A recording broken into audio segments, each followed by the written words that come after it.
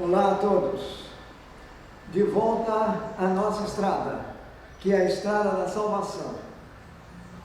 Vamos ao encontro do nosso Pai Deus, Deus que nos criou, Deus que nos ama,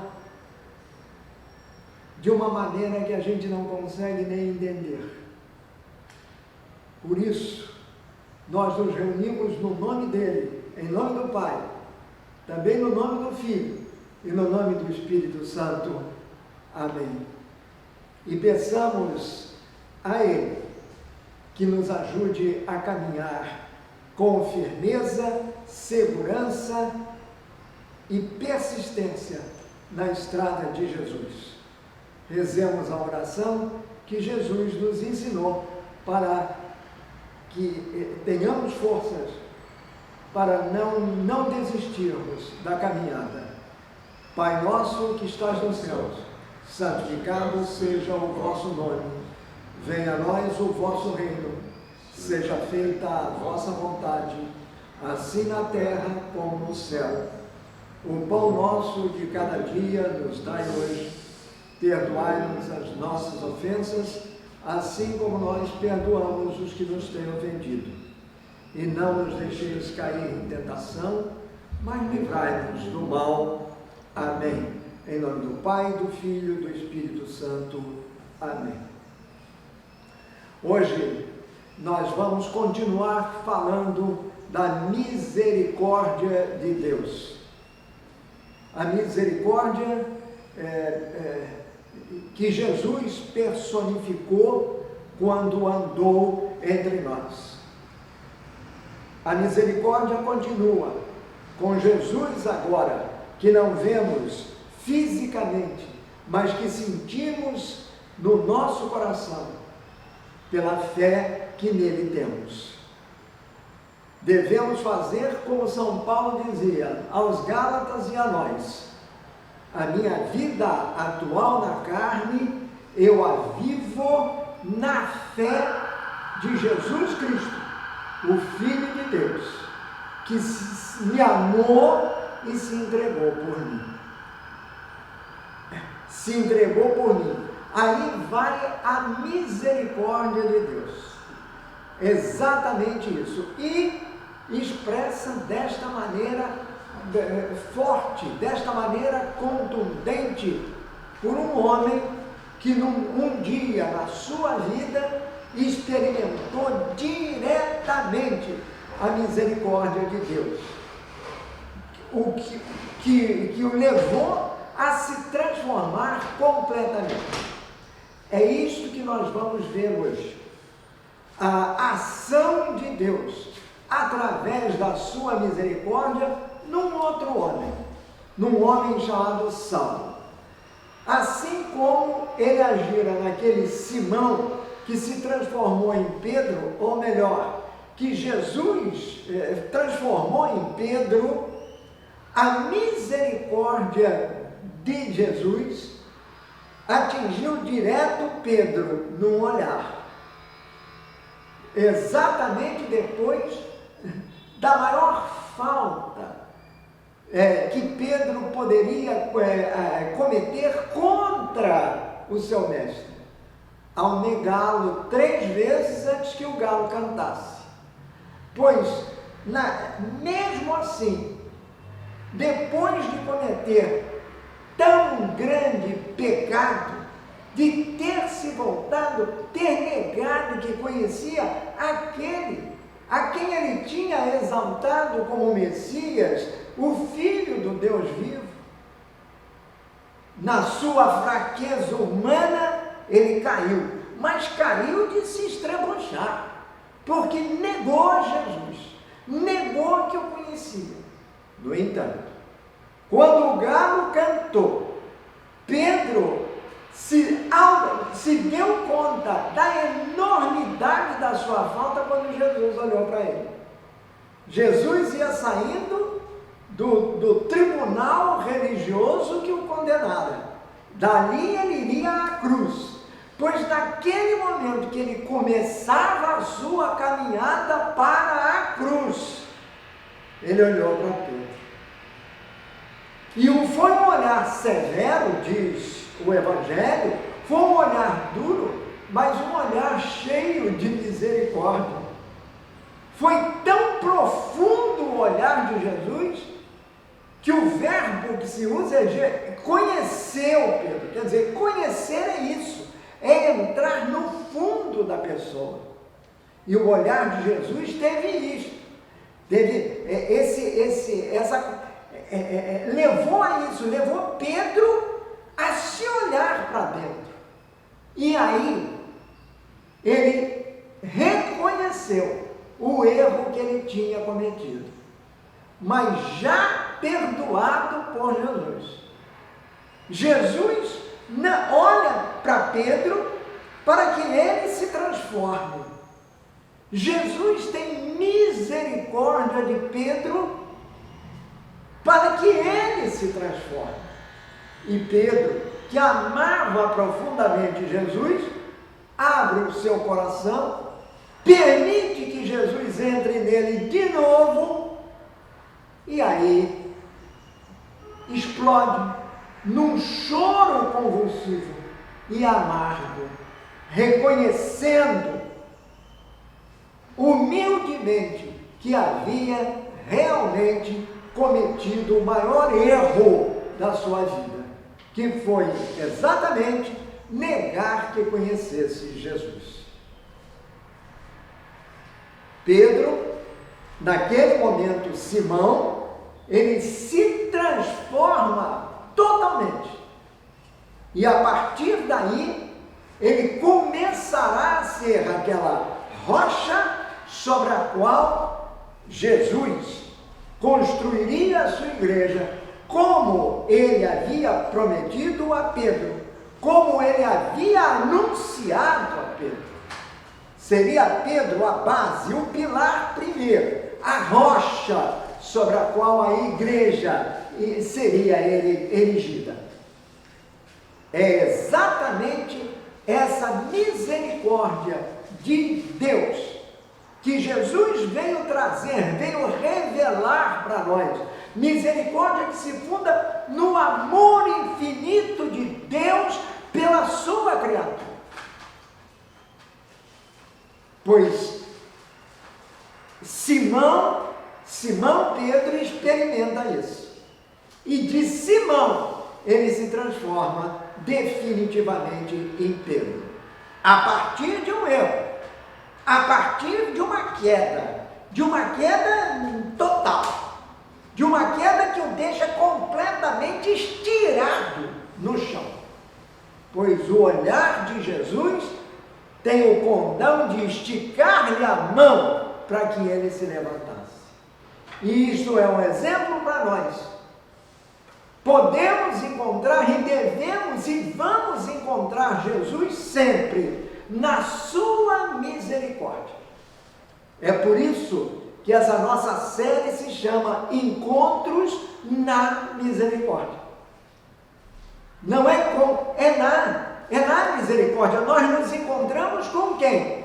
Com o autor da misericórdia, com aquele que é a essência do amor e da misericórdia. Deus, Pai, Filho e Espírito Santo. Aqui no caso, Deus Filho, que revela a misericórdia de Deus Pai, o amor infinito de Deus Pai por nós. Foi assim que Jesus olhou para Pedro na hora em que ele foi negado por Pedro.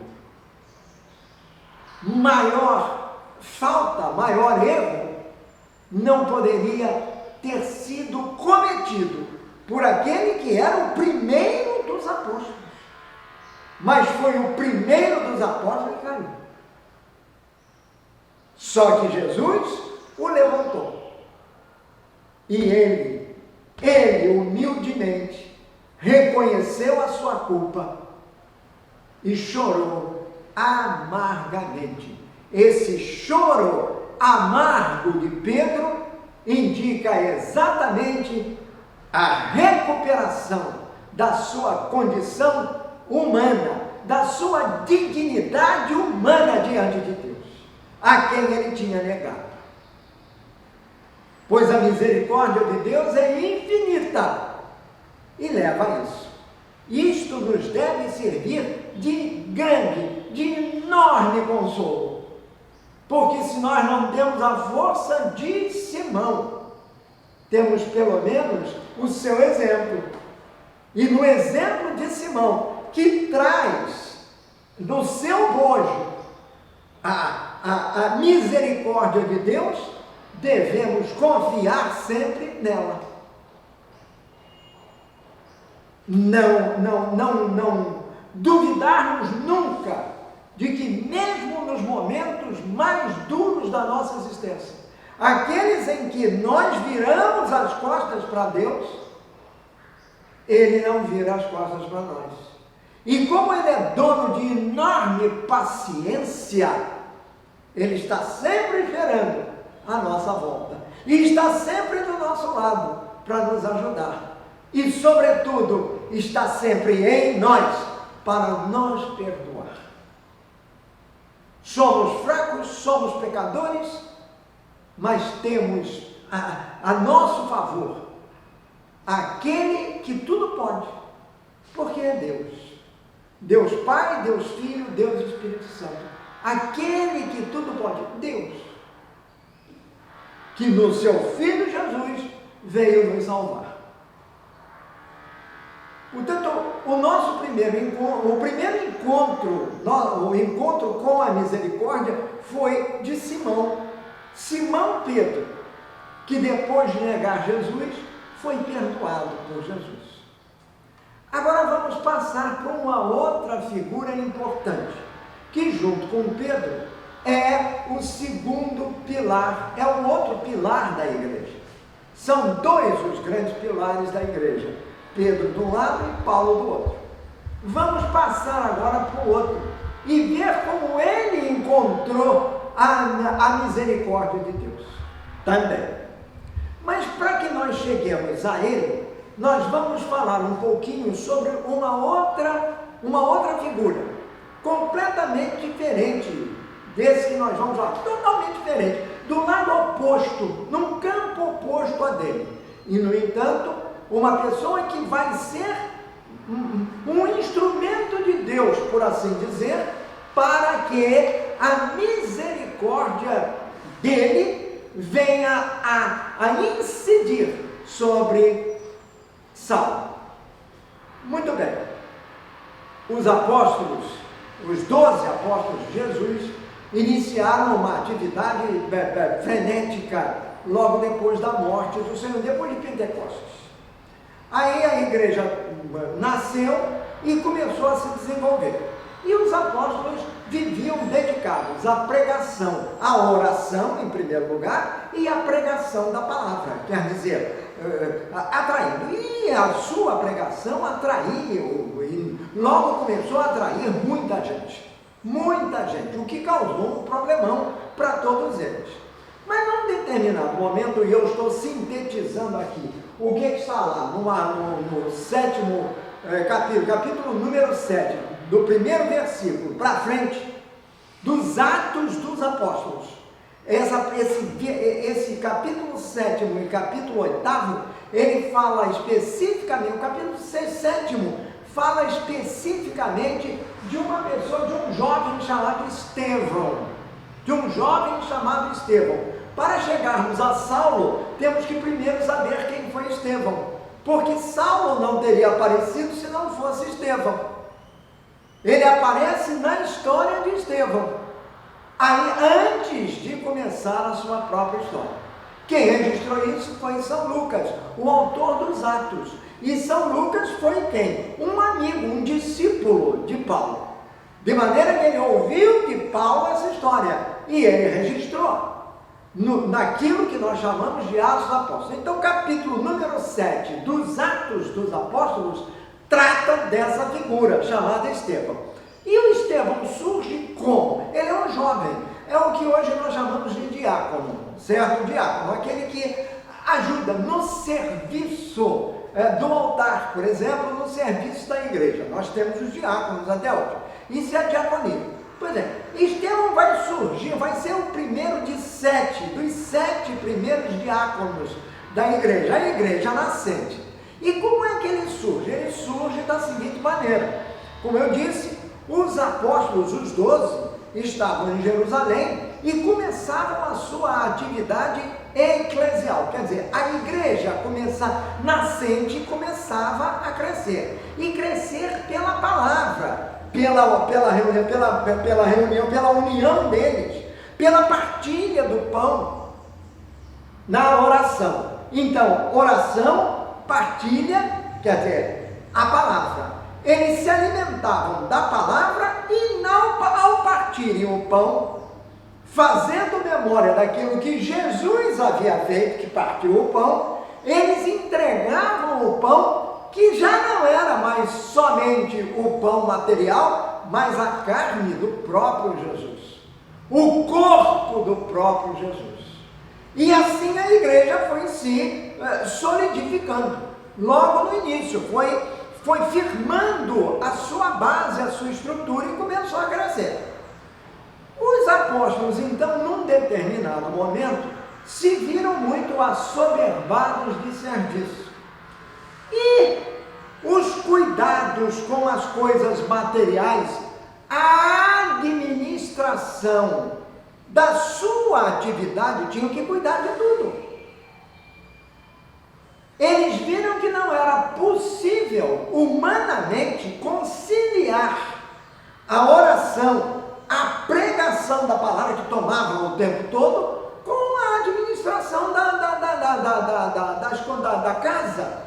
Quer dizer, quem é que ia tratar da limpeza, da comida, etc. Essas coisas assim, essas coisas básicas para a vivência comunitária, que eles também faziam, eles decidiram que não era mais possível fazer uma coisa dessas.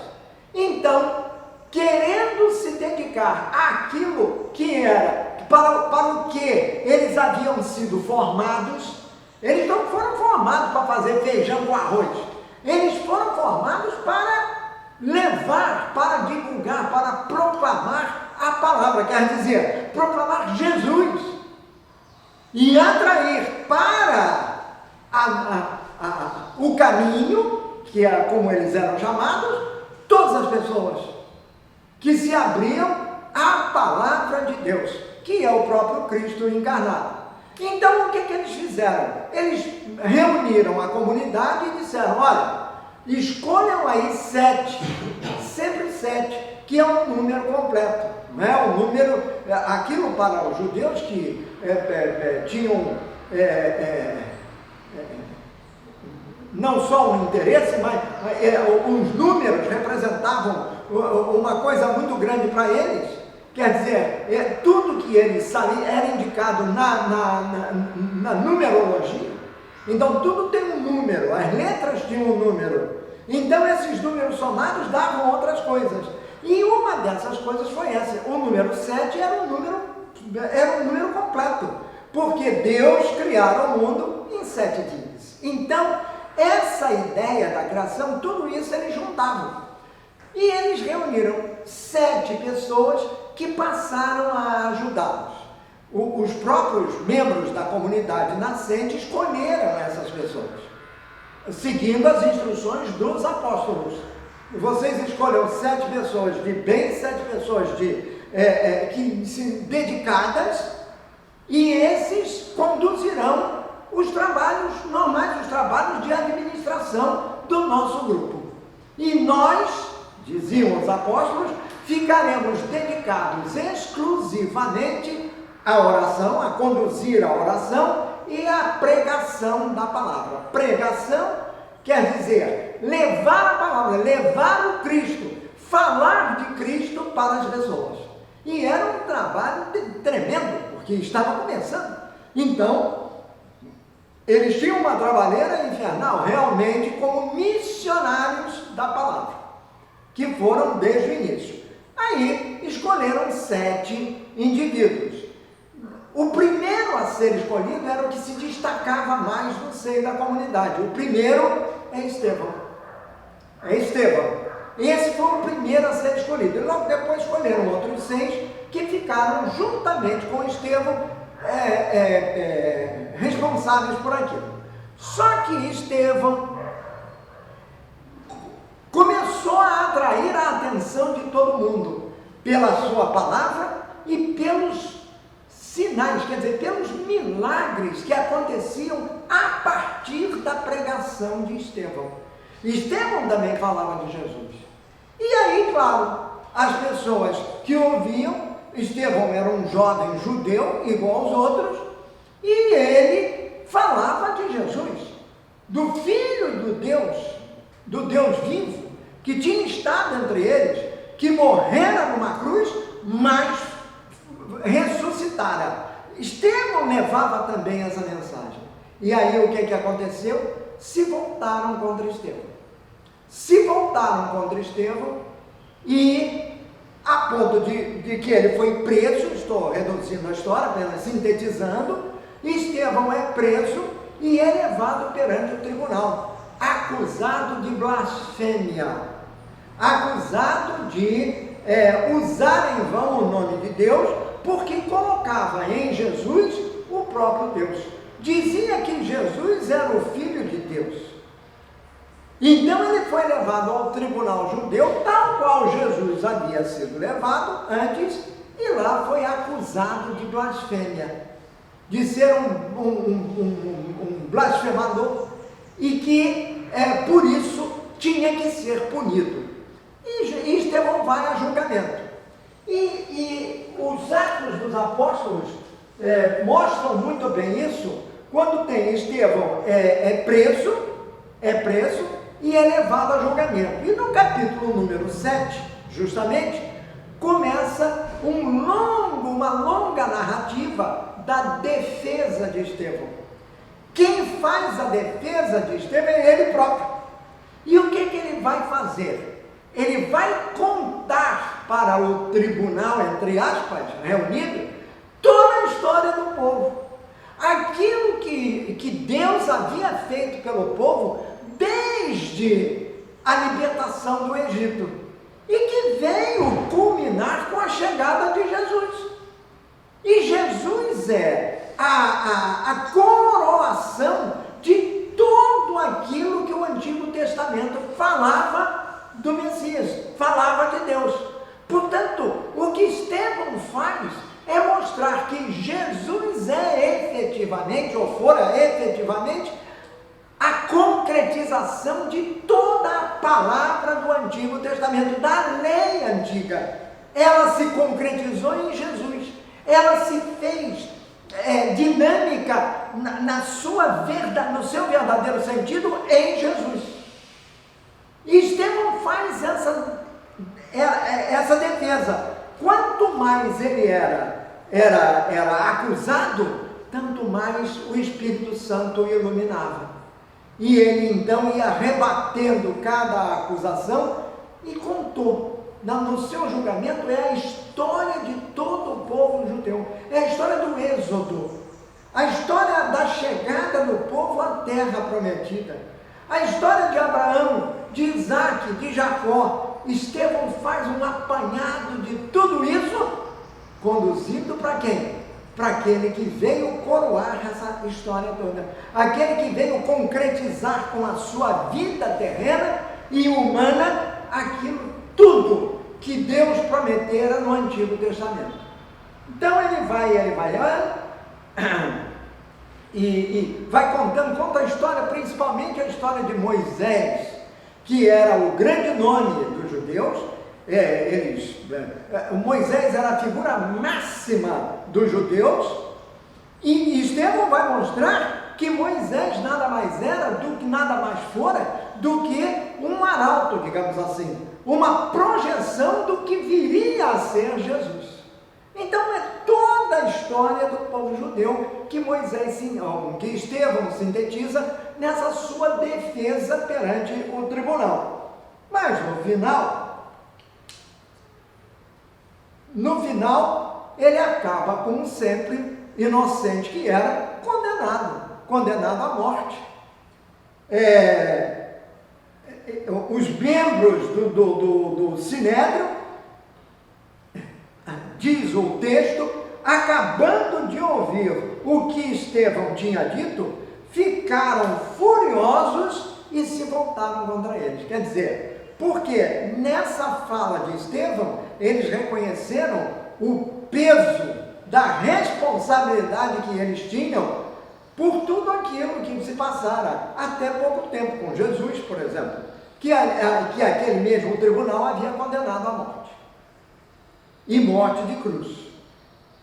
Então, eles ficaram furiosos porque um camarada como aqueles, um jovem como aqueles, se voltaram contra eles, quer dizer, revelara a sujeira da vida deles, a podridão da vida deles, revelaram o íntimo da alma de cada um deles, como responsáveis pelos males que aconteciam ao povo, mas sem acusar ninguém. Estevão não fez nada disso, ele apenas se defendeu, mas se defendeu invocando o Pai, invocando Deus, e concentrando a sua defesa, a força da sua palavra em Cristo Jesus.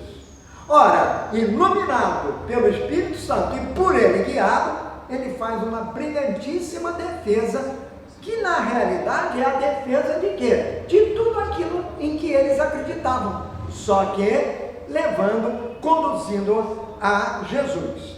Então, ele termina a sua defesa dizendo: olhem, eu estou vendo o céu aberto.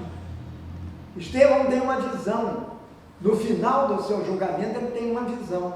Eu estou vendo o céu aberto e o Filho do Homem em pé, ao lado direito de Deus. Ora, o Filho do Homem quem é? Jesus. Em pé do lado direito de Deus. Exatamente. Jesus não ascende aos céus, ele vai para a direita do Pai. Não é isso que nós rezamos no credo? Então, só que Estevão vê Jesus em pé, foi a única visão que ele teve. Até então ele não tinha visto nada, mas aí ele vê Jesus, aquele de quem ele havia falado, está lá em pé, do lado direito de Deus. Lado direito de Deus significa uma pessoa todo-poderosa, quer dizer, que é Deus com Deus, por isso se situava do lado direito dele. Nós dizemos no credo que cremos em Jesus Cristo, que ascendeu aos céus e se encontra à direita de Deus Pai. Quem se situava à direita do rei era exatamente o príncipe herdeiro, aquele que era o futuro rei, que seria o futuro rei. Então ali é Deus no trono e Jesus em pé do lado dele, do lado direito, portanto tinha o poder de Deus. Então Estevão diz isso: estou vendo o céu aberto e o Filho do Homem em pé ao lado direito de Deus. Qual foi a reação quando se fala de Jesus? Qual é a reação daqueles que odeiam Jesus? Daqueles que não aceitam o fato de Jesus ser quem é. Não é só quem era, é quem continua sendo.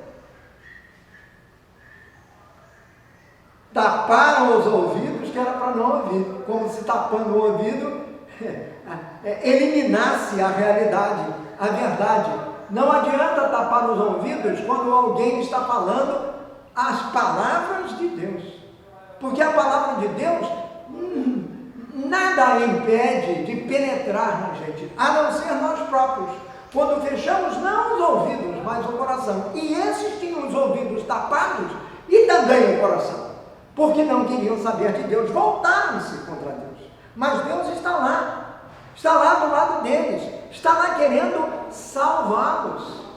Aí a gente vê a misericórdia de Deus. Deus não vira as costas àqueles que lhes viram as costas.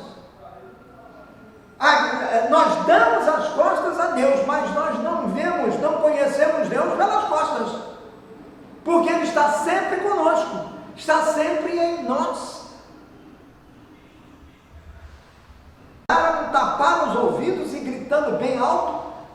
levantaram todos juntos contra Estevão. A reação foi violenta. Agarraram Estevão e o jogaram fora da cidade. Agarraram Estevão, levaram para fora da cidade e lá pegaram as pedras e apedrejaram Estevão. E as testemunhas e jogaram e o apedrejaram. E Estevão acaba morrendo apedrejado. Mas antes de morrer, ele voltou-se e disse duas frases, duas palavras, como a gente diz. Primeira, Senhor Jesus, recebe o meu espírito. Veja, ele repete, Jesus disse lá na cruz, Pai, em tuas mãos entrego o meu espírito.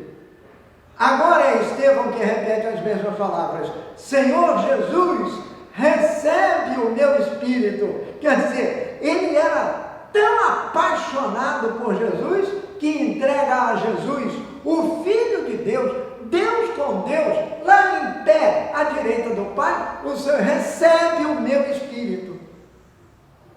Receber o espírito é receber todo inteiro. Recebe o meu espírito. Primeira palavra de Estevão. Segunda palavra de Estevão. Ele se ajoelhou e gritou com voz bem forte, diz o texto de Lucas, Senhor, perdoai esta gente por causa deste pecado. Perdoai.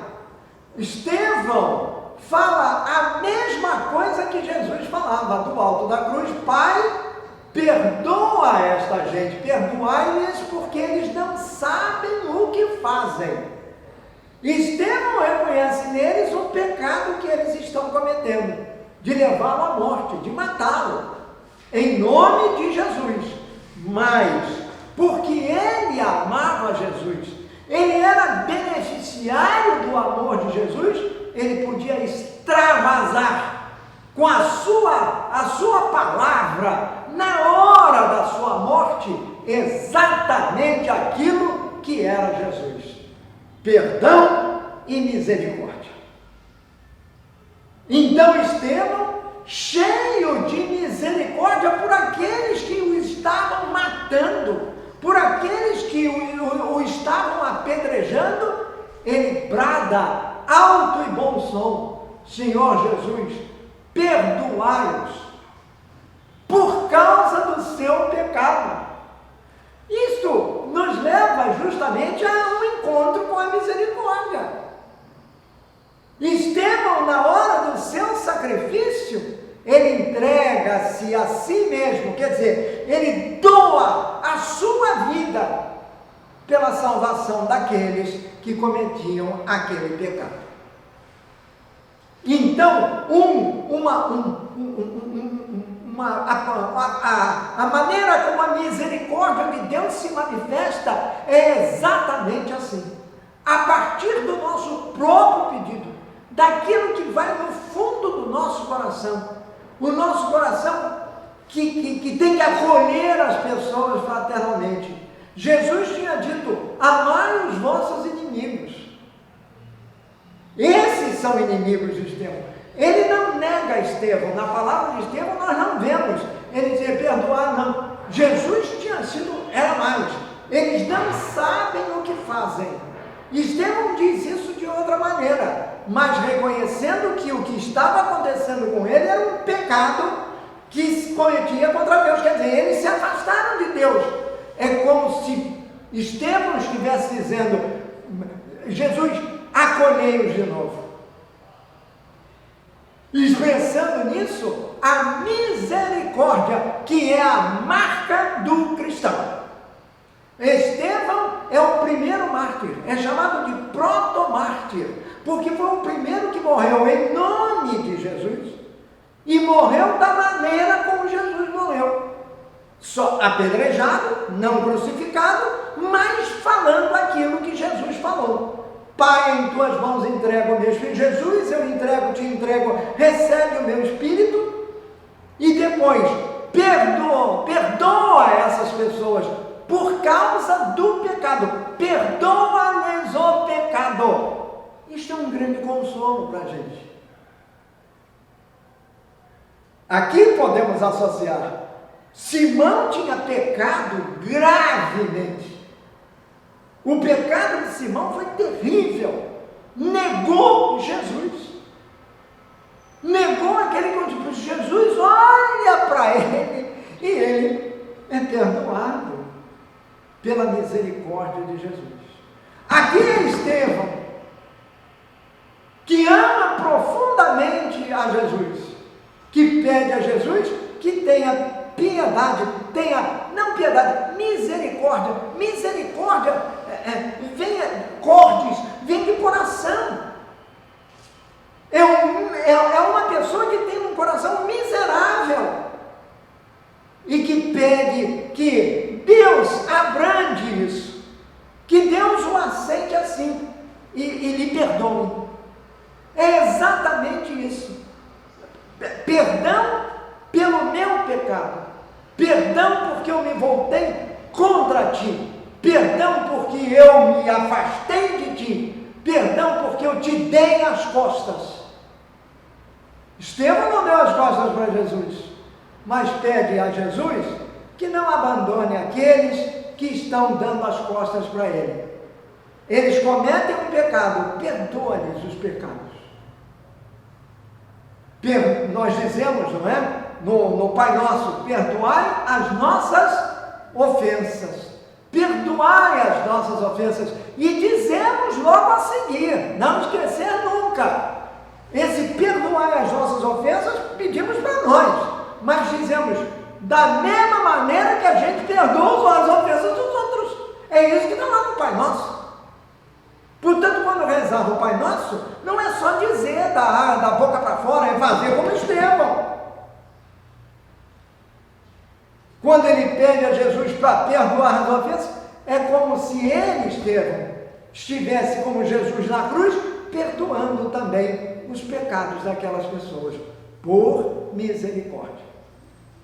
Portanto, Estevão também encontra-se com a misericórdia. E porque ele sabe que está merecendo a misericórdia de Deus, ele sabe que Deus olha para ele misericordiosamente, ele retribui pedindo misericórdia para os seus algozes.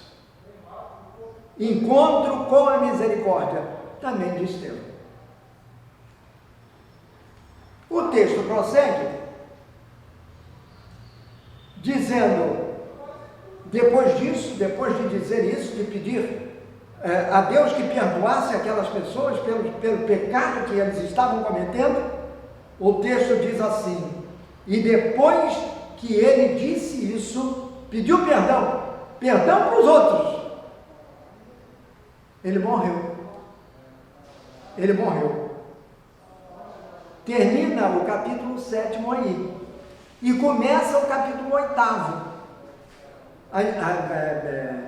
Em alguns textos mais antigos, isso que eu vou ler aqui agora, que é o primeiro versículo do capítulo 8, é o último do capítulo 7, que é uma espécie de conclusão disso que aí está. Atenção! E depois que Estevão disse isso, ele morreu. E logo a seguir, São Lucas registra: e Saulo aprovou a morte de Estevão. Unem-se Estevão e Saulo. Pela primeira vez aparece Saulo nos Atos. E Saulo aprovou a morte de Estevão. Continua. Naquele mesmo dia, a igreja de Jerusalém começou a sofrer uma grande perseguição. E todos os cristãos, menos os apóstolos, se espalharam pelas regiões da Judéia e da Samaria. Fugiram, foram embora. Houve a diáspora. Eles saíram pelas regiões da Judéia para outros lugares. E da Samaria. Um foi para cá, outro foi para lá, etc. fugindo da perseguição que eles sofriam em Jerusalém. Os apóstolos se dispersaram. Alguns homens religiosos sepultaram Estevão e choraram muito por causa de sua morte. Aí o versículo número 3 do capítulo número 8, fundamental. Porém, Saulo, aparece o mesmo nome, Saulo, aquele que aprovou a morte de Estevão. Portanto, Saulo era um indivíduo que certamente não acreditava em Jesus, não acreditava em nada, pelo contrário, tinha ódio mortal aos seguidores de Jesus. Porque por ódio mortal aos seguidores de Jesus, Estevão foi morto.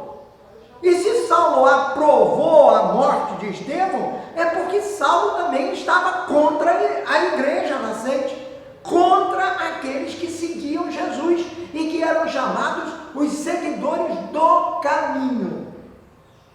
Aí não se chamavam cristãos, chamava-se os seguidores do caminho. Caminho era o nome que davam para aquele homem que abrira uma estrada por onde essas pessoas seguiam.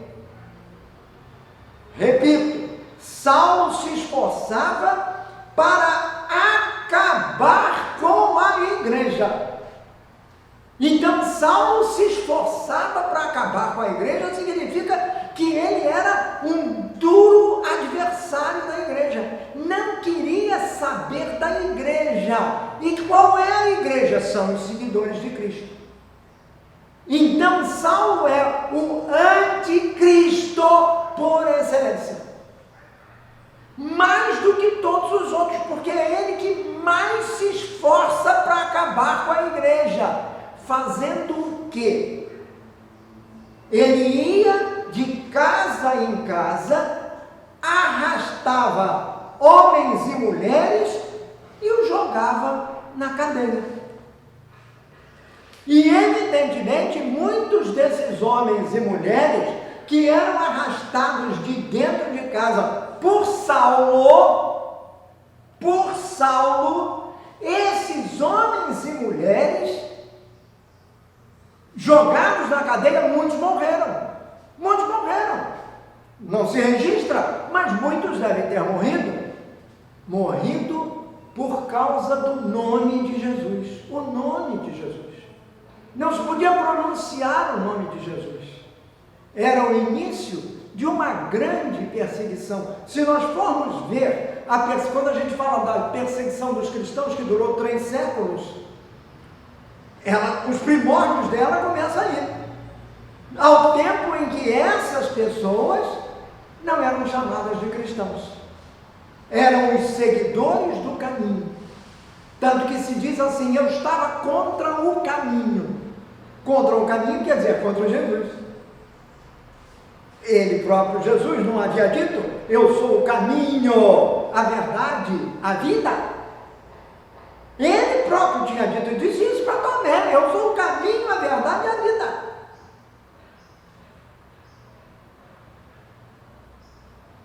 Então, os seguidores do caminho eram chamados de o caminho, eles seguiam pelo caminho que era Jesus, seguidores de Cristo. E quem era o maior opositor deles? Saulo.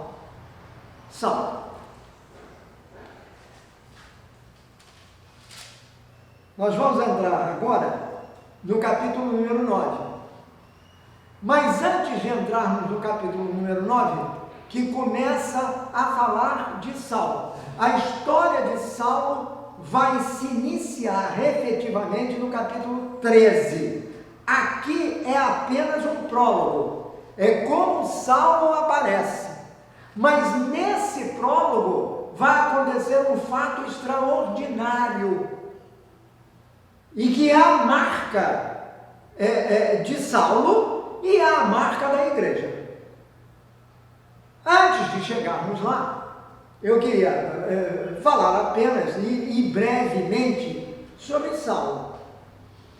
Saulo era um jovem, ele devia ter nessa época 20 e poucos anos, 20 e tantos anos, natural de uma cidade chamada Tarso, que ficava numa província asiática romana chamada Cilícia. Essa cidade era a capital da Cilícia, era a cidade mais importante da Cilícia. E Saulo provinha dele, era natural desse lugar. A Cilícia era tão importante como um entreposto, uma cidade numa bifurcação, de onde saíam muitas estradas que levavam mais para oeste, que levavam para o leste, levavam para todos os lados. E aquilo ali era um grande entreposto romano. Por isso mesmo, os cidadãos de Tarso, no seu em grande número, também tinham a cidadania romana. Nessa ocasião, ter a cidadania romana era um plus, era uma coisa, não eram todos, o povo mais simples não era, mas aqueles que tinham posse, aqueles que tinham uma condição, não apenas financeira, mas acadêmica melhor, esses eram cidadãos romanos. Foi o caso do pai de Saulo. O pai de Saulo, ele tinha a cidadania romana. A mãe dele era judia. E porque a mãe dele era judia, ele nasceu judeu. Para os judeus, Saulo era um judeu. E o pai dele também era, mas mesmo sendo, ele tinha cidadania romana, ele era respeitado disso. E Saulo, evidentemente, vai herdar isso também. A cidadania romana será transferida para ele. Então ele era judeu por causa da mãe. Ser judeu, isso é até hoje, é aquele que nasce de mãe judia. Não é o pai ser judeu, é a mãe. A mãe é que transmite a condição de ser judeu, para ser chamado de judeu. Então, Saulo era um desses. Desde criança, ele mostrara grande pendor para os estudos. E se tornou um camarada muito dedicado. E lá pelos seus 12, 15 anos, quando ele tinha já uns 15 anos, ele foi mandado, não porque ele quisesse ir, mas ele foi mandado pelo pai para Jerusalém, para que ele se aprofundasse no estudo da lei, conhecesse mais profundamente a história do povo dele, que era o povo judeu, para que ele soubesse onde estava a sua raiz, que tipo de sangue corria nas suas veias. Era o sangue judeu. Então ele foi mandado para Jerusalém, porque Jerusalém era a cidade mais importante e lá havia grandes escolas rabínicas. Uma delas era comandada pelo grande rabino, pelo grande mestre chamado Gamaliel. Gamaliel acolhia jovens na sua casa e deles fazia doutores da lei. Eles se transformavam em profundos conhecedores da lei. Pois bem, de todos esses jovens que lá estavam aos pés de Gamaliel, estudando a lei de Gamaliel, estudando a história do povo judeu com Gamaliel, de todos eles, o mais brilhante, o mais dedicado, o mais fanaticamente ligado à lei, governado pela ideia da lei. A lei é tudo, a lei é a Torá, quer dizer, é o Antigo Testamento, especialmente o Levítico, os Números e o Deuteronômio. Mas tudo é a história, são os 5 primeiros livros da Bíblia. Formam a Torá, que é a lei dos judeus. O mais profundo conhecedor da lei, dentre os discípulos de Gamaliel, era aquele jovem de Tarso, chamado Saulo. E ele era um camarada tão apegado às tradições e à letra da lei, que ele imediatamente construiu um prestígio no meio de todos os estudantes e mais das autoridades religiosas, a ponto de ele se transformar num fariseu. Ele era considerado um fariseu. Fariseu era uma pessoa muito respeitada pelo povo, porque o fariseu era aquele que conhecia profundamente a lei. Fariseu significa apartado dos outros, colocado ao lado, colocado à parte, justamente porque eles conheciam muito a lei. Esses eram os fariseus. Tanto que quando no Evangelho aparece fariseu, sempre aparece ao lado dos doutores da lei. Fariseu e doutor da lei. Muitas vezes o fariseu era um doutor da lei, conhecia. E Saulo era um deles, apesar da sua juventude. Apesar da sua juventude. Ele era um indivíduo fanático. Ouvimos ainda há pouco. O que ele fazia? Ele invadia as casas dos seguidores do caminho e arrastava homens e mulheres e jogava-os na cadeia. Estevão foi um deles.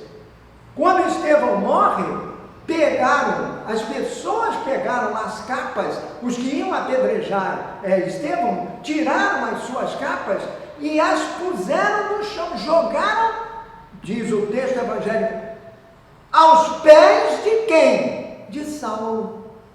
Saulo foi assistir à morte de Estevão. E nós vimos aqui, eu li agora, ainda há pouco, que diz lá, e Saulo aprovou a morte de Estevão. Ele não pegou na pedra e atirou contra Estevão. Ele não fez isso materialmente, concretamente, mas fez isso com o coração.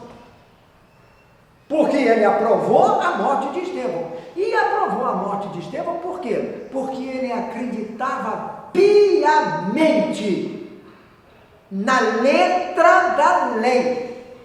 Na letra da lei. E pela letra da lei só existe um Deus, Javé. Ninguém pode ser considerado Deus com Deus. Aquele indivíduo fora para a cruz, o indivíduo era Jesus, ele fora para a cruz 2 anos antes desses acontecimentos que eu estou descrevendo agora, 2 anos antes, então, ele fora posto na cruz justamente por isso, porque ele se dizia filho de Deus. Então, quem segue um indivíduo que se diz filho de Deus é um blasfemo. E sendo um blasfemo, o que a lei diz?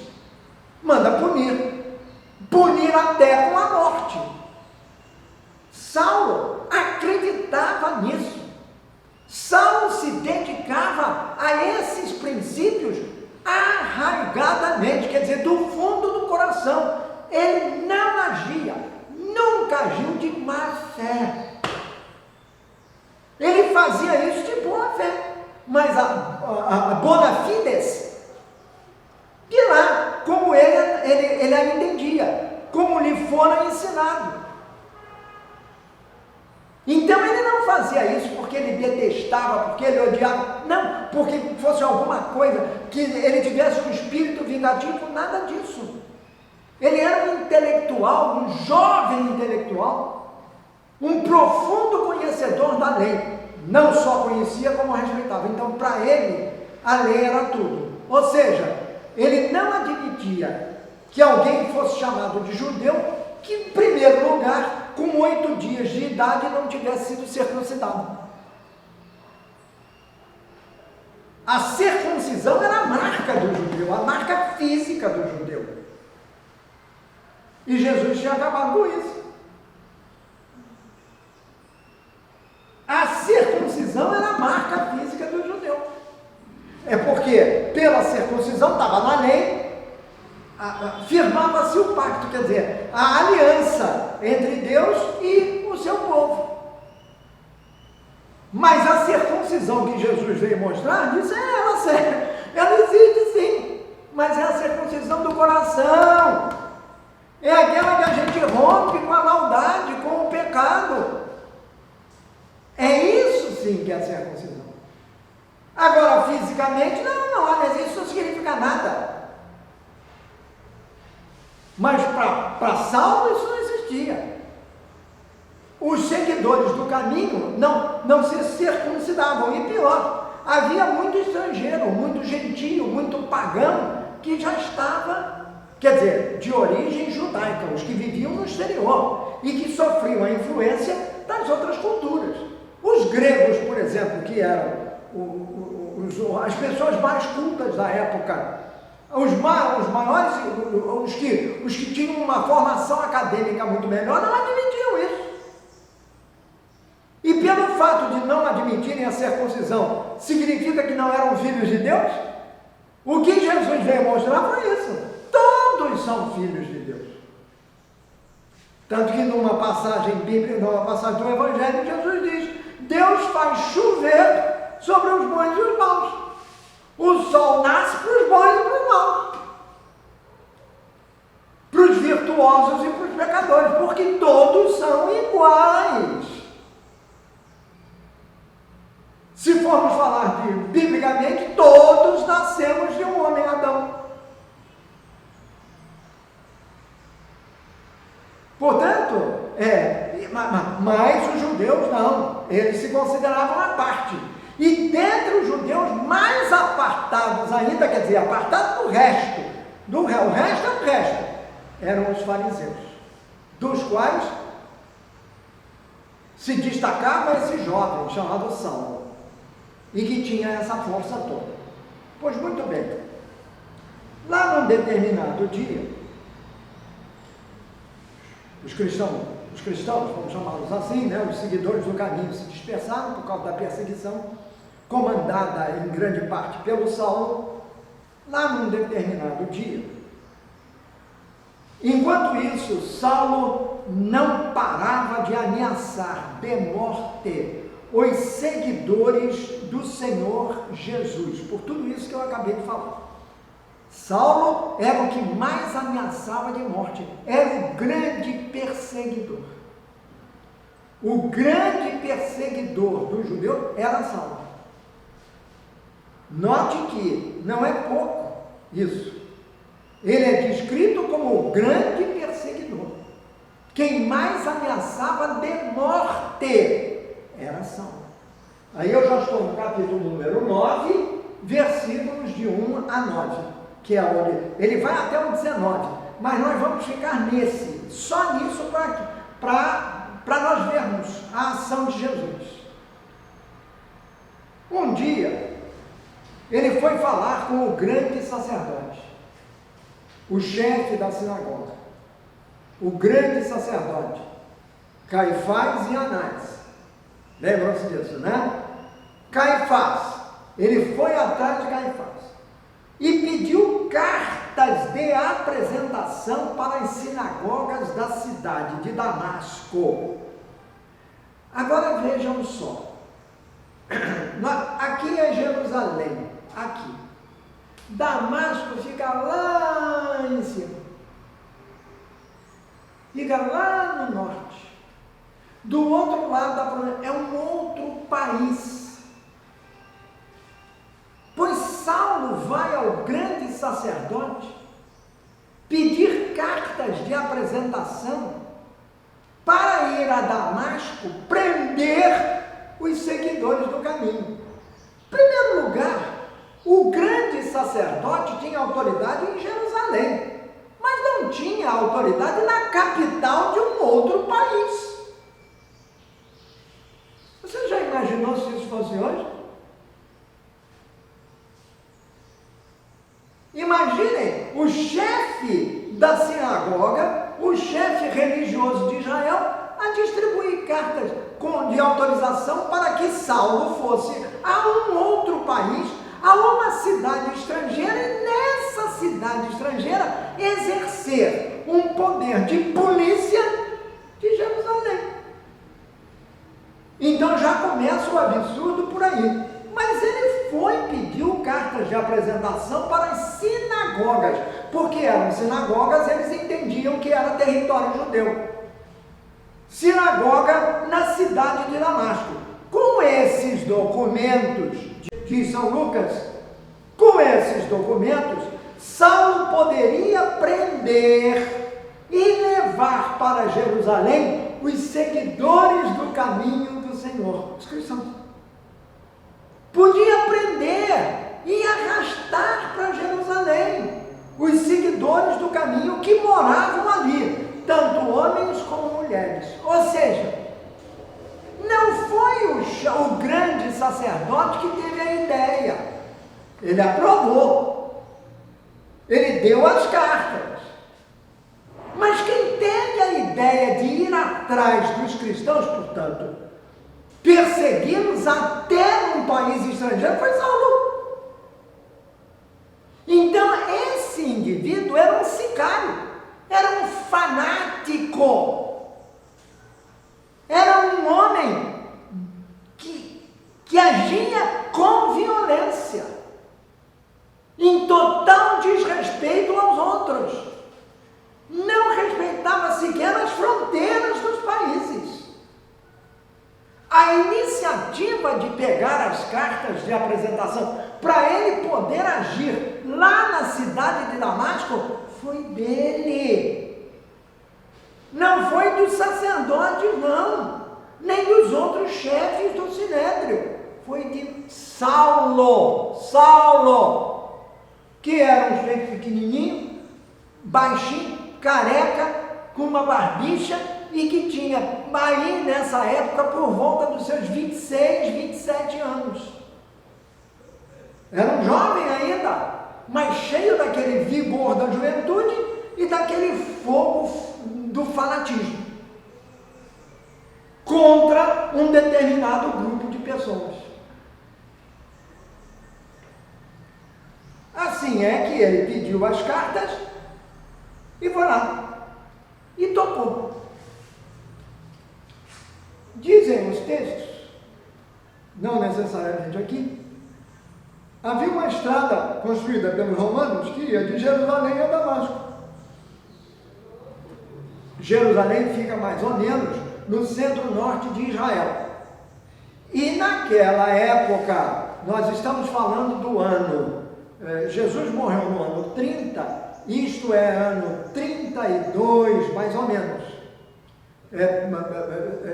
Saulo nasceu entre os anos 5 e 7, portanto ele tinha 26 anos, entre 25 e 30 anos, vamos colocar assim, porque não sabe, não podemos precisar. Para mim ele tinha uns 25, 26 anos. Então, isso é mais ou menos o ano 32, 33, considerando que Jesus morreu no ano 30. No ano 30 depois de Cristo. Isso é o que a gente pode botar na cronologia, para marcar uma data, mas não se sabe exatamente como é. Hoje eu sei que é o dia 22 de julho do ano 2022, mas naquela época não era assim. Nós estamos mais pela idade da pessoa. Então Saulo se vê na estrada. Então nessa ocasião, obviamente não havia avião, não havia ônibus, não havia nada. Os meios de transporte eram os mais rústicos possíveis, geralmente o lombo de um burro, uma mula, cavalos, pode ser, muito bem, ou então, o que era mais comum, ir a pé. As pessoas que podiam, especialmente em relação às mulheres, podiam ser levadas numa liteira.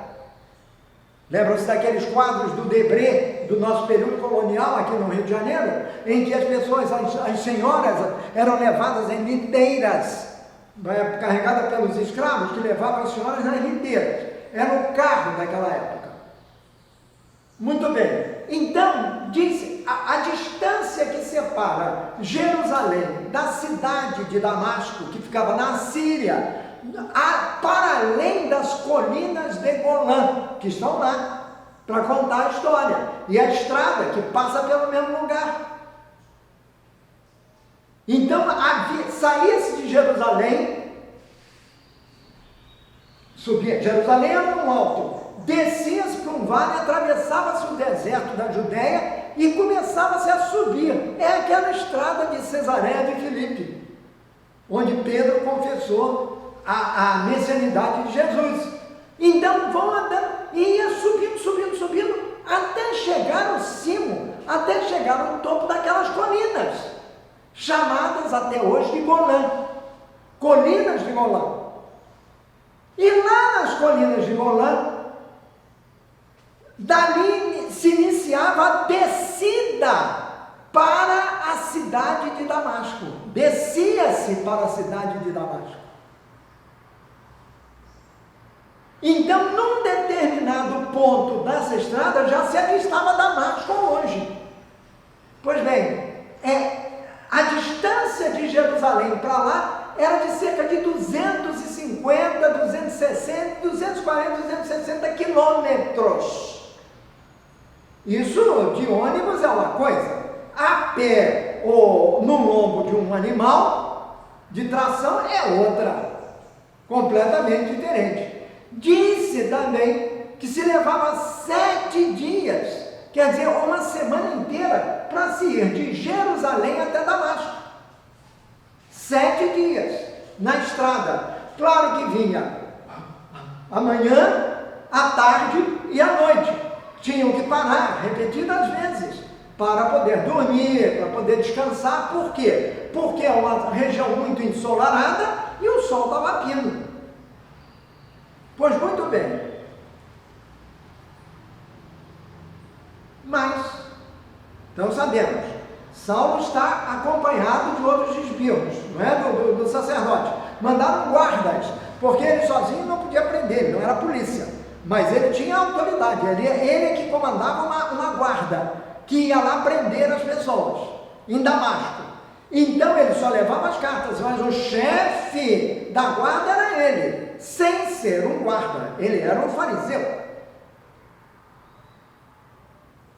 Na estrada de Damasco, por isso a gente botou ali na estrada de Damasco, quando Saulo já estava perto daquela cidade, quer dizer, Damasco, já estava perto, estava se aproximando, já via a cidade, ia entrar na cidade. De repente, uma luz que vinha do céu brilhou em volta dele. Só que esse aqui é o primeiro texto que conta essa história. Mais adiante, no próprio Atos dos Apóstolos, nos capítulos 22 e no capítulo 26, repete-se a mesma história. Só que aqui a história é contada por terceiros, é contada por Lucas. E no capítulo 22 e 26, Lucas, que é o autor da história, bota essa história na boca do próprio Saulo. É ele que conta a história. Da primeira vez, ele conta para o próprio Sinédrio reunido. E da segunda vez, ele conta diante do rei. Quando ele vai preso. 26. Os Atos dos Apóstolos terminam no capítulo 28, e logo depois Saulo é mandado preso para Roma. E essa viagem durou 2 anos, até ele chegar a Roma. Então, nós estamos, na segunda vez, quase perto do final do texto, não é do final dos Atos. Então, esse acontecimento na história, essa luz que veio do alto, incidiu sobre Paulo assim ao redor, cercou o Paulo. No capítulo 22, Saulo conta essa história de uma maneira um pouco diferente. No capítulo 26 é ele recontando a história de uma maneira um pouco diferente. Mas sempre tem a luz. O acontecimento em si é aquela luz que desceu e que o atingiu. Aqui ficou ao redor. Saulo vai dizer que foi atingido pela luz.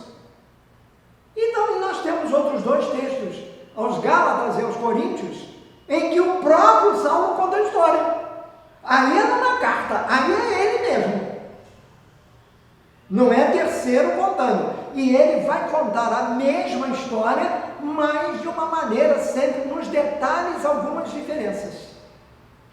Ora, se São Lucas se deu ao trabalho de contar essa história em 3 versões, é porque ela é muito importante.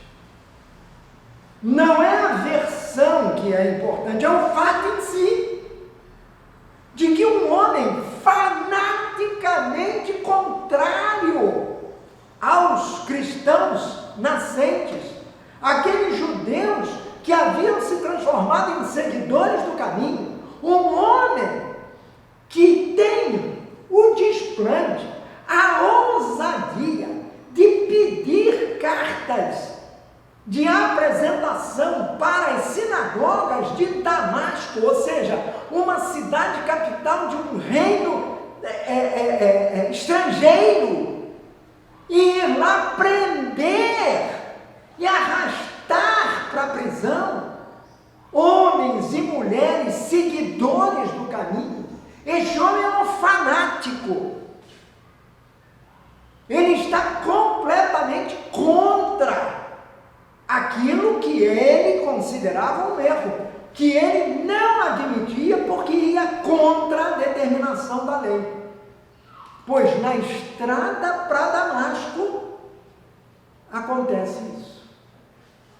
Uma luz vem do alto, incide sobre ele e o cerca. Ele fica envolto pela luz no meio.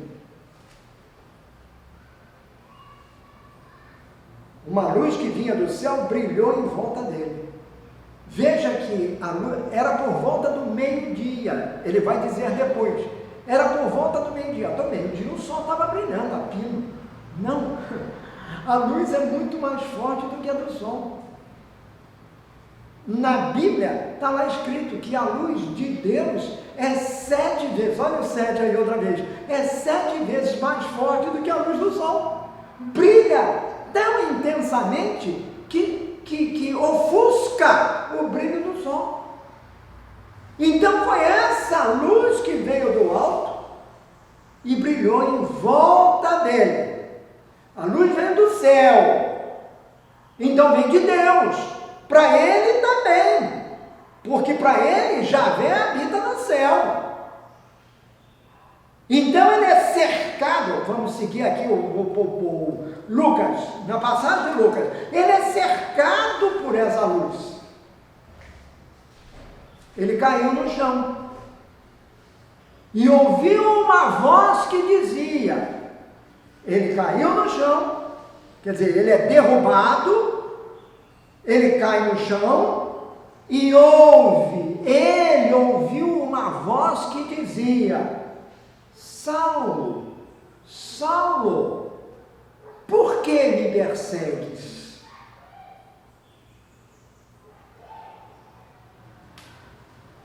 Esta voz chama Saulo à ordem. Primeiro chama pelo nome, conhece, sabe quem é. E não é uma coisa qualquer não, porque ele fala 2 vezes. 2 vezes. Os profetas, quando eram chamados Elias, Jeremias, Isaías, os profetas também ouviram Samuel ouviu uma voz, Samuel, era sempre assim, Moisés, Abraão. Novamente nós temos 2 vezes a voz diz o nome da pessoa. És tu mesmo com quem eu quero falar. Quando Jesus fala com Simão, ele diz, Simão, 2 vezes. O demônio está pedindo a tua alma, mas eu rezei por ti. Mas ele começa dizendo, Simão, quer dizer, é você mesmo. Abre o olho. Saulo, por que você me persegue? Por que tu me persegues? Saulo pergunta, quem é o Senhor? Quem é o Senhor? Ele não sabe. Ele não. Aqui é uma tradução moderna, mas ele diz, quem és tu?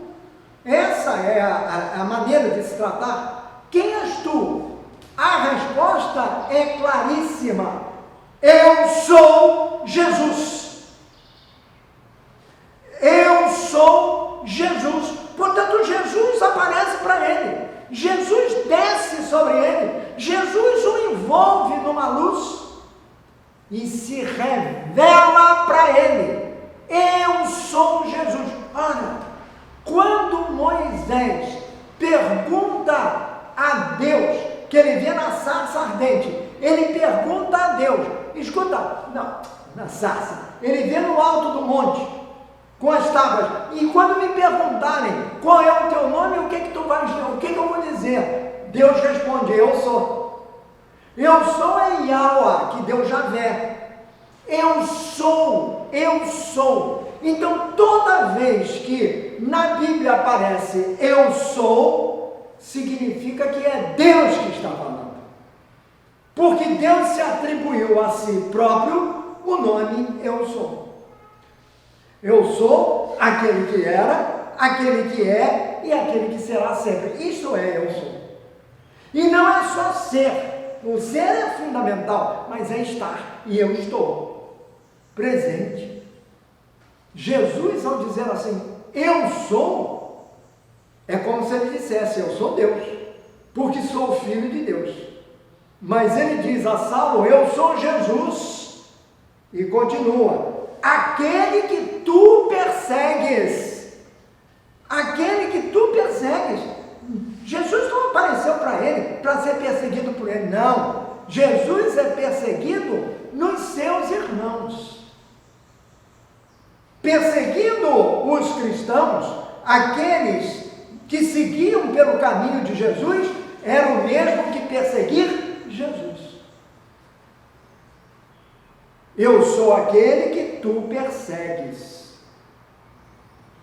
E ao mesmo tempo em que ele diz isto, eu sou aquele que tu persegues.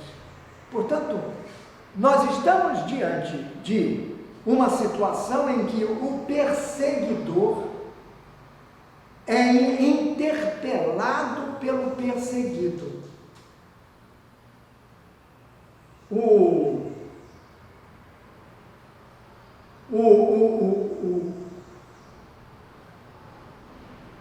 O indivíduo que quer acabar com os seguidores de Jesus é interpelado pelo próprio Jesus.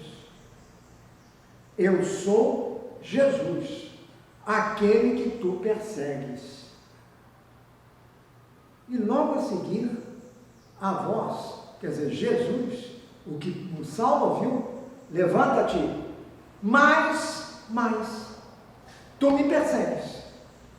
Mas mesmo assim, levanta-te, entra na cidade, e ali te dirão o que tu deves fazer.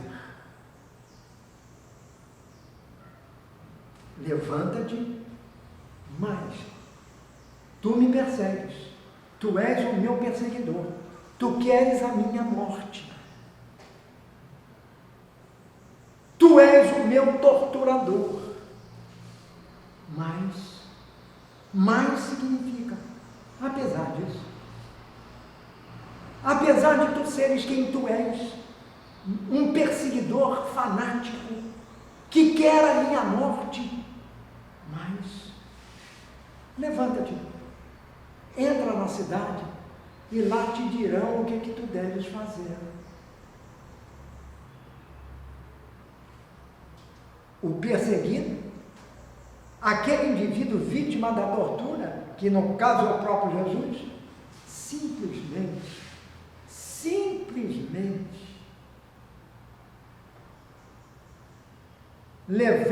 levanta-te, estende a mão para aquele perseguidor se levantar.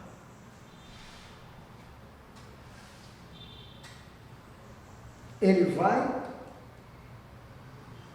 Os homens que estavam viajando com Saulo ficaram parados, sem poder dizer nada. Eles ouviram a voz, mas não viram ninguém. Isso é o que está escrito aqui, nesse texto. Nos outros vai ser um pouco diferente. Saulo se levantou do chão e abriu os olhos, mas não podia ver nada. Então eles o pegaram pela mão e o levaram para Damasco. Ele ficou 3 dias sem poder ver, e durante esses dias não comeu nem bebeu nada. Ele tinha sido profundamente atingido. perder a vista, ficar cego, ficou cego 3 dias. 3 dias representa o quê? Os 3 dias em que Jesus passou no túmulo, quer dizer, na escuridão. É como se Saulo tivesse morrido. Ele fica 3 dias sem comer nem beber nada, em jejum absoluto. Fazendo o quê? Certamente internalizando aquilo, mentalizando aquilo, se deixando tomar por aquilo, abrindo o seu coração, porque ele era um homem honesto, um homem de boa fé, se deixando penetrar por aquela voz. A força, o poder daquela voz, aquela palavra, mas na voz que ele ouviu, era tão grande que ele não comeu, não bebeu, unicamente ouvindo aquela voz no seu coração. 3 dias. Aí apareceu lá um indivíduo chamado Ananias, que era o chefe dos indivíduos que ele ia prender, que o Saulo ia prender. Aparece para ele, o Senhor aparece para o Ananias, fala do Saulo, ele está te vendo numa visão, vai lá e fala com ele. Ananias contesta, dizendo assim: Senhor, mas este homem é um perseguidor, ele veio aqui para nos prender, certamente, ele vai nos arrastar para a cadeia, etc. Aí a voz, que é o Senhor, Ananias reconhece o Senhor, reconhece Jesus. Aí Jesus diz para ele assim: vai, faz o que eu estou te dizendo para fazer, porque eu escolhi esse homem para uma missão especial que eu tenho para ele. Quero que ele anuncie o meu nome aos pagãos, aos reis e ao povo de Israel. Aos pagãos, em primeiro lugar. A missão que Jesus escolheu, fixou, estabeleceu, preparou, idealizou para aquele homem, o perseguidor dele, era exatamente levar o nome de Jesus para os pagãos. Quer dizer, o perseguidor seria um apóstolo, um anunciador da boa nova. Para quem? Para os pagãos, mas também para os reis e para os judeus, que ele diz aqui, aos reis e o povo de Israel. Este seria o último. O primeiro, os pagãos. Eu tenho uma missão para ele. E essa missão é levar a minha palavra, portanto, ele próprio, pela voz dele, pela palavra dele, levá-la aos pagãos. Que extraordinária manifestação da misericórdia de Deus. Não acham? Extraordinária manifestação da misericórdia de Deus.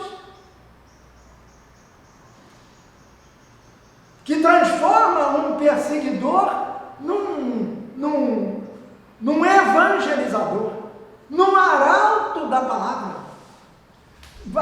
Ele vai falar exatamente daquele que ele perseguia.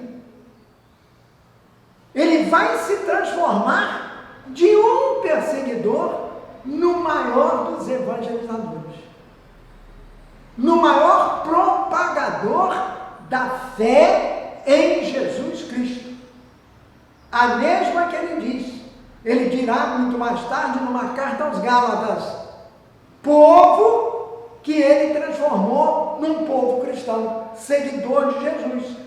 Ele vai dizer isso aos Gálatas: a minha vida atual na carne, eu a vivo na fé de Jesus Cristo, o Filho de Deus. Ele não acreditava em nada disso, até ele chegar naquele ponto da estrada de Damasco, em que ele é atingido por uma luz que vem do alto, vem do céu.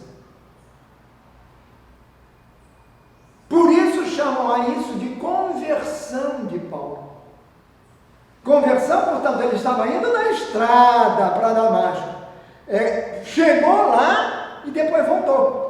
Ele subiu a estrada, desceu em Damasco, Saulo, mas volta de Damasco, Paulo. Muda o nome.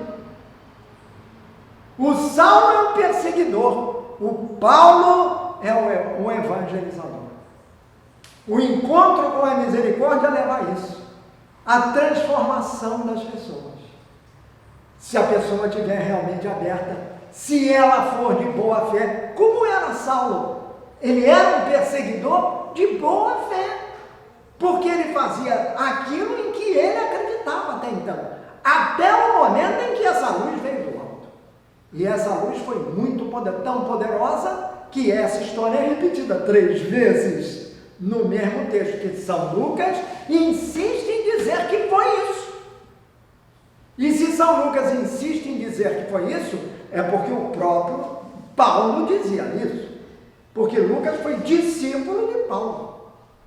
Quer dizer, Paulo, quando contava essa história, contava de maneira diferente, nos detalhes, etc, etc, mas era sempre a mesma coisa. Ele foi tocado por Deus, aquele mesmo Deus em quem ele acreditava, e ele acabou aprendendo que não era perseguindo a igreja que ele estaria honrando o Deus em quem ele acreditava. Não, senhor.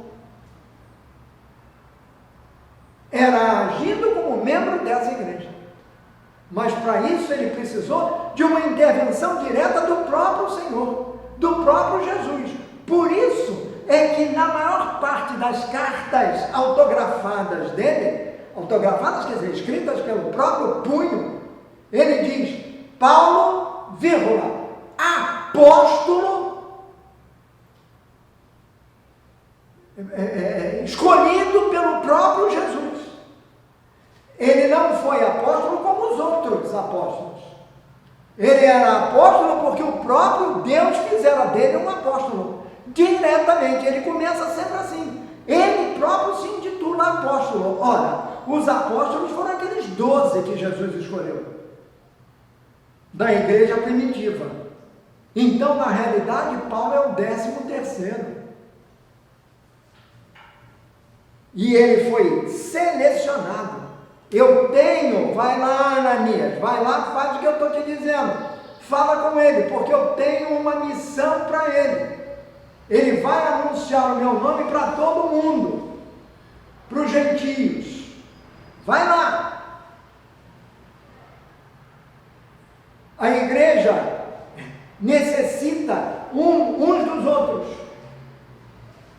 Foi Ananias que foi levar a Paulo esta palavra de Jesus. Jesus não disse ao Paulo isso. Jesus diz ao Paulo que ele vai ser um apóstolo exatamente depois.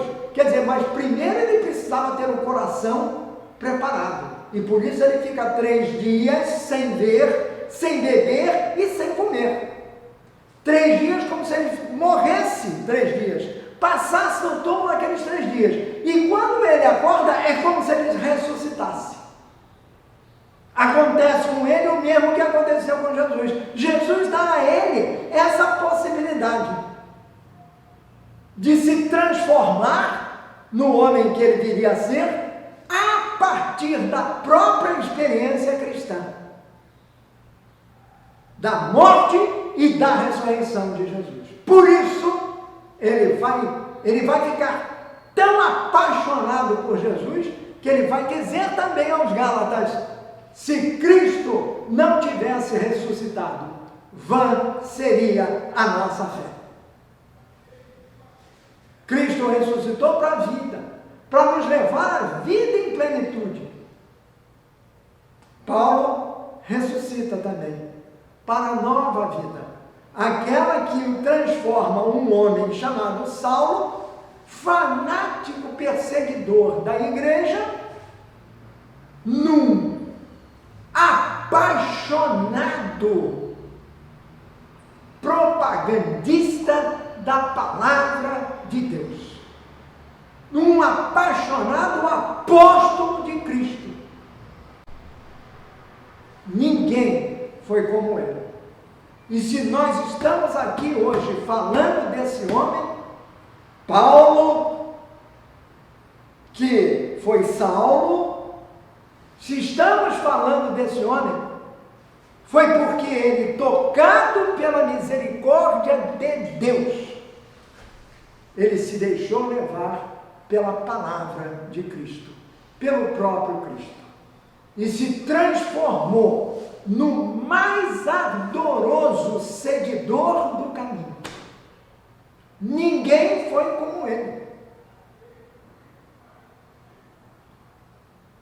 A igreja deve a sua expansão pelo mundo a esse trabalho inicial de Saulo. O Saulo que se transforma em Paulo. Tanto que quando ele muda de nome, ele passa a se chamar Paulo, e o nome Paulo não vem à toa, é porque ele era baixinho, e a palavra Paulo significa pequeno em latim, Paulus, então quer dizer pequeno, ou então em grego é a mesma coisa, pequeno. Então, como ele era baixinho, ele mudou de Saulo para Paulo. O Saulo vem de Saul, primeiro rei judeu, mas o Paulo vem de pequeno, pequeno diante de Deus. Esse pequeno, esse humilde, esse tão pequeno que ele foi um perseguidor da igreja, mas que a misericórdia de Deus, incidindo sobre ele na forma daquela luz que veio do céu, transformou num grande homem, no maior de todos os anunciadores da palavra. Não houve quem fizesse isso.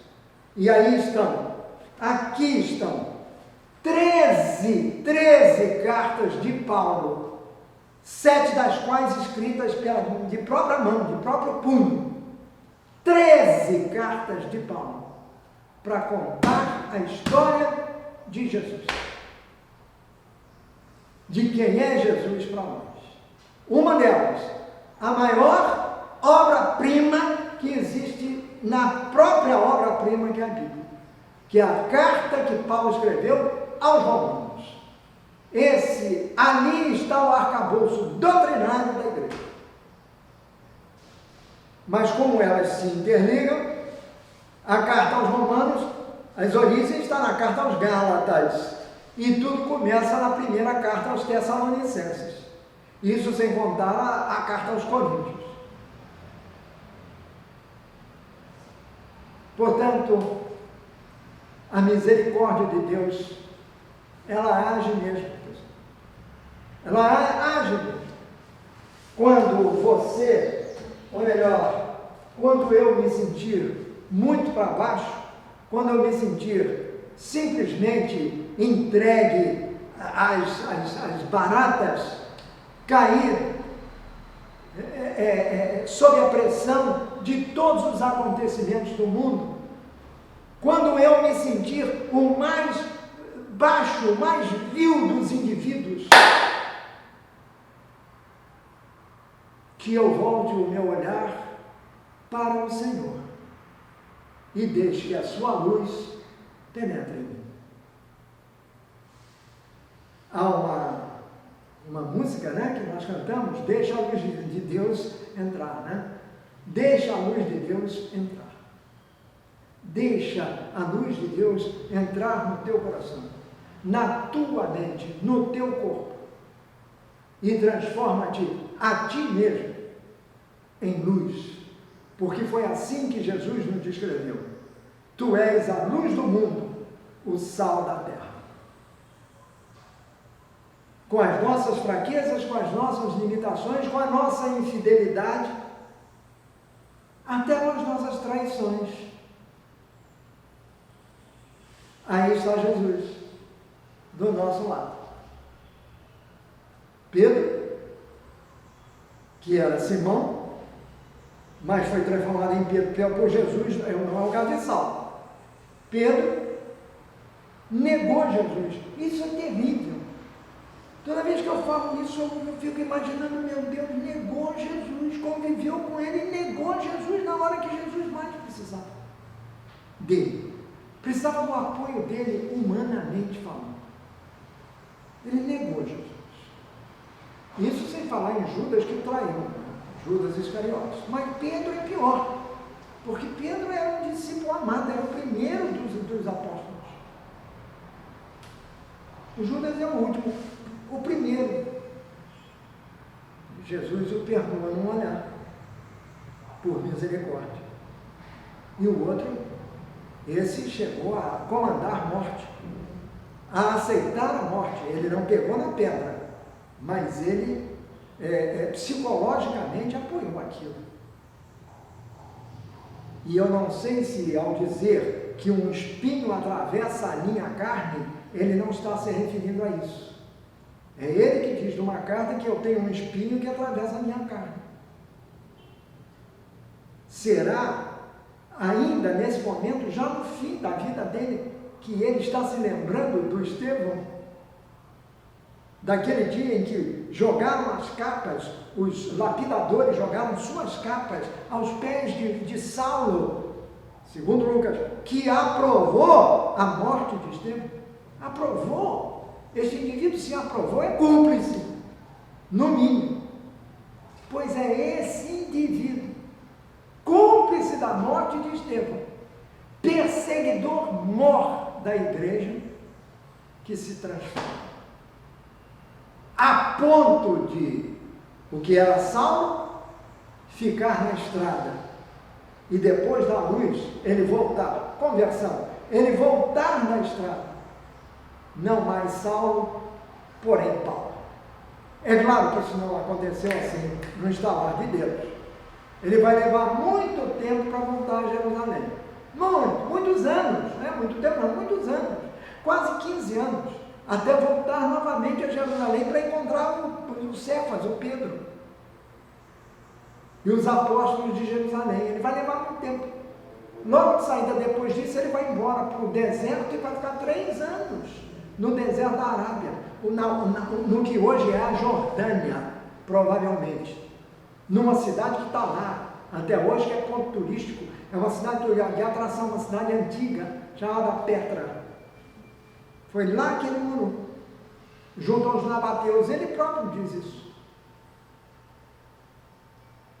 Esse indivíduo, a misericórdia de Deus fez com que ele, de perseguidor, se transformasse no maior divulgador da palavra de Deus feita carne, daquele que, vindo do céu, se encarnou no seio da Virgem Maria e se fez homem como nós,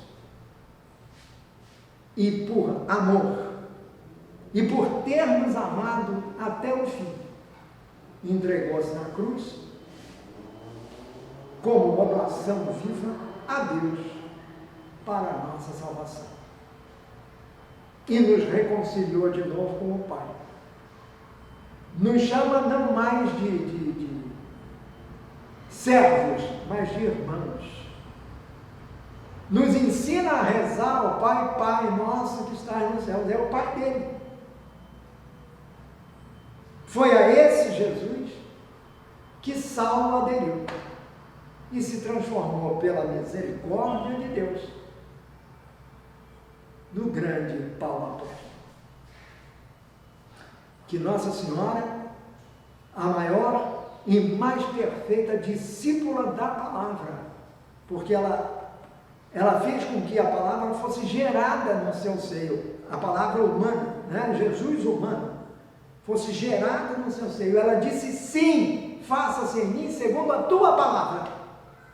Que Nossa Senhora nos ajude a, ouvindo a palavra, nos revestirmos dela e depois, com ela dentro de nós, que é o Cristo em nós, pô-la em prática no meio do mundo, onde nós vivemos, no nosso trabalho, junto aos nossos irmãos, dizendo sempre do fundo do coração: creio Creio em Deus Pai, creio em Deus Filho, creio em Deus Espírito Santo.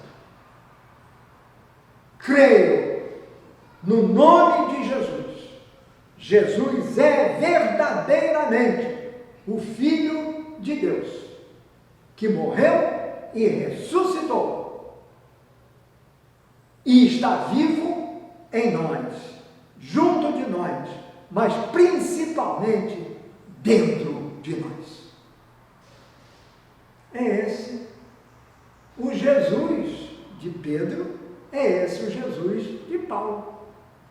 E deve ser também o Jesus de Anderson, Fabiana, de todos nós.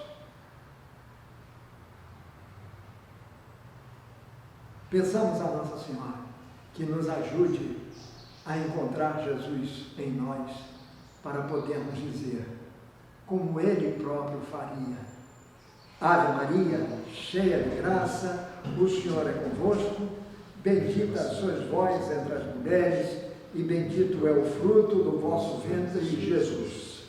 Santa Maria, Mãe de Deus, rogai por nós, pecadores, agora e na hora de nossa morte. Amém. Um abraço a todos, até o nosso próximo encontro. Será um outro encontro também na misericórdia. Tchau.